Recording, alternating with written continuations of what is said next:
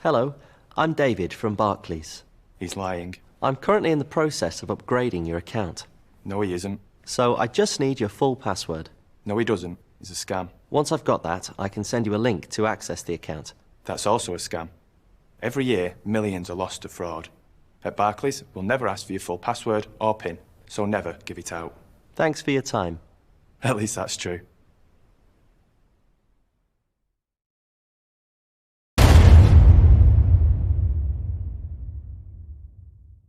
Making this likely. Yeah, and it absolutely came true. I mentioned your previous as an industrial correspondent. It was a long time ago, but it was at a time of quite a lot of turmoil, wasn't it? Oh, formative years of my life. Absolutely. It simply completely absorbed almost every waking minute of my life from the late 70s to the mid 80s. That's what I was doing. Yeah, strikes and more strikes. And do you see anything different from what's happening now? Hugely different. Yes. What is it? What's going on now? The main difference is there are hardly any industries. We had the steel industry, we had the coal industry, we still had some shipbuilding. The railways, of course, are almost a reliable source of strikes, but the engineering industry, the car manufacturing industry, which is... Well, the car industry in the Midlands in the 70s was huge, wasn't it? Gigantic, yes. And now it doesn't exist, more or less. Well, there are these Japanese-owned car factories. It's a wholly different thing.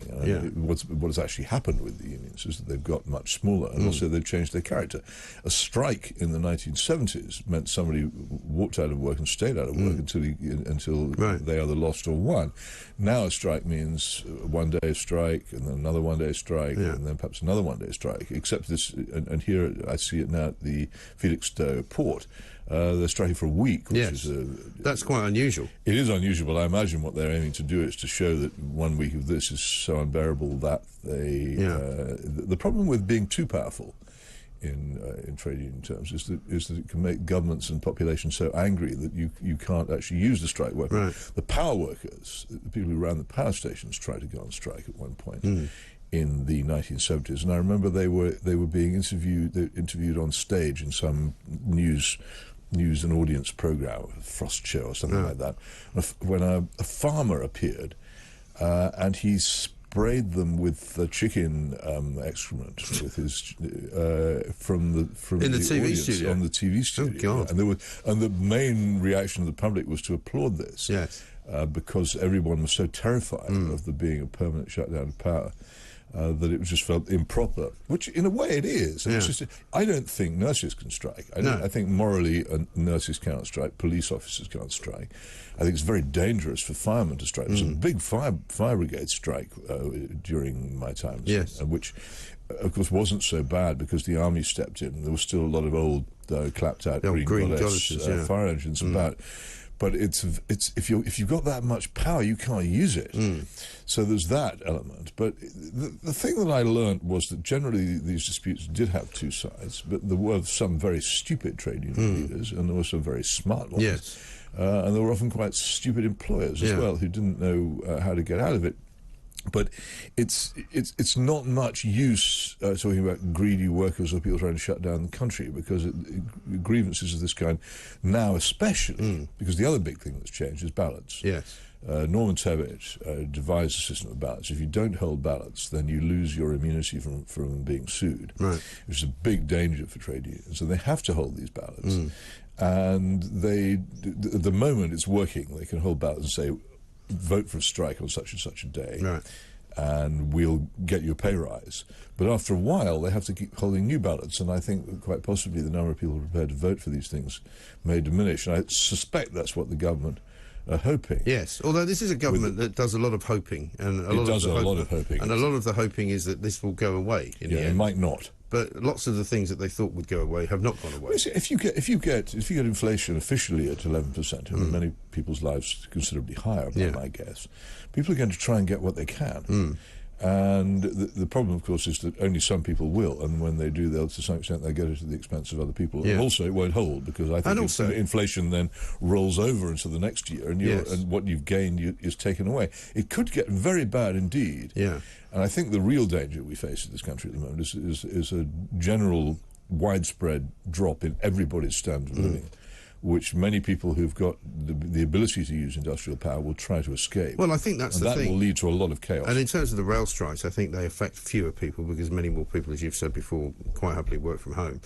But equally, many people have sympathy with the Mick Lynches of this world because they say, well, he's only trying to get a better deal for his union members. And the rail companies themselves are so badly run that it's difficult to side with them because they seem to know what they're doing. Lynch is a very good spokesman for his cause, there's no question of it. And he has this brilliant, laconic style of putting it, and generally he's been up against people who don't know what they're talking about. And also the problem is that the privatised rail companies, the actual train operators, have had money shoveled into their pockets by the government for years. It's hard to defend. Why are they suddenly stopping now? Yeah, I know. And they're very difficult people to defend because they have they've more or less ruined the railway system in this world single-handedly. Well, they were invited to do so by John Major and his ridiculous rail privatisation, which was one of the stupidest. In Holland, they were thinking of privatising their railways. The Netherlands, I would say.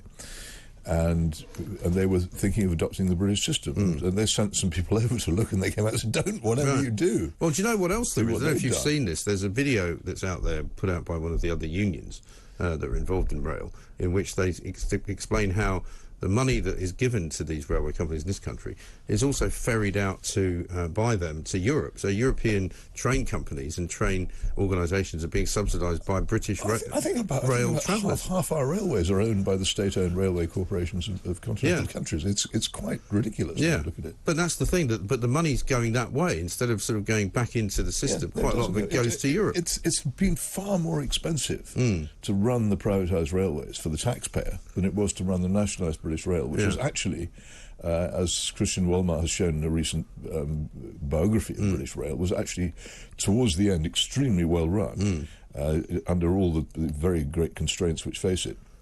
And we've got a much worse deal as the public and as taxpayers from privatisation than we had from nationalisation. So do you think it should go back the other way then? Oh, I would nationalise it tomorrow. I mean, look, for heaven's sake, the principle of nationalisation is granted by every government. We nationalise the armed forces. You don't want a private navy. No. Ridiculous idea. So once you've got the principle some things are better run by the government, you just have to work out which things are better run by the government. Two things, evidently, in the past few years, railways and water.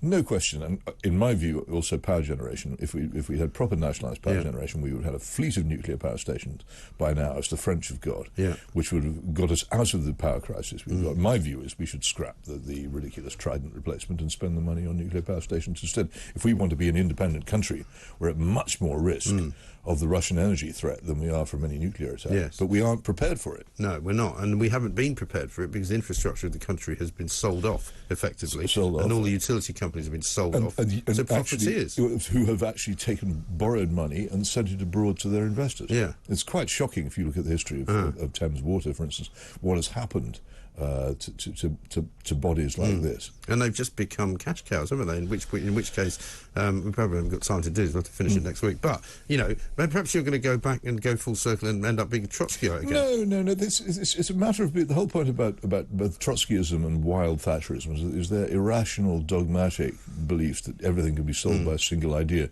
The intelligent person knows that the solution to a problem is particular to that problem, and that there isn't a world-solving dogma which will actually put everything right. You have to look at things intelligently and say, this will work. Nationalisation will work with railways and water and power generation. It wouldn't work with ice cream stands, and it wouldn't work with the radio. Or football clubs, indeed. Peter, thank you very much indeed.